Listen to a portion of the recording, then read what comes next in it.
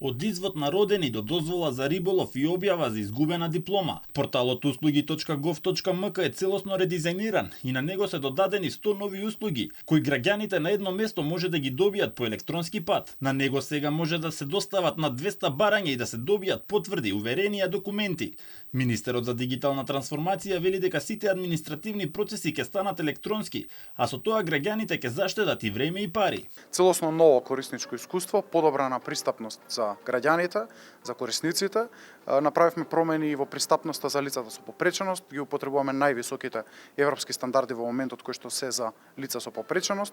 Понатаму имаме пристап на подостапни услуги, повидливи услуги, услугите кои што се најупотребувани од граѓаните се први на порталот, но исто така и денес промовираме над 100 нови услуги кои што ги има порталот. Во изминатите 5 месеци интензивно се работело на подобрување на перформансите на порталот со цел поголема транспарентност, достапност и ефикасност. За тој период бројката на корисници е зголемена за 30.000. Најкористени електронски услуги досега од граѓаните се од Агенцијата за вработување и Фондот за пензиско и инвалидско осигурување, поврзани со работен стаж и пензионирање. Во моментот најкористена услуга од граѓаните се податоците кои што доаѓаат од Агенцијата за вработување, потоа Министерството за внатрешни работи има една популарна услуга кај оние ловџии кои што се занимаваат со стрелаштво, тоа е дозволата за оружје за физички, за правни лица.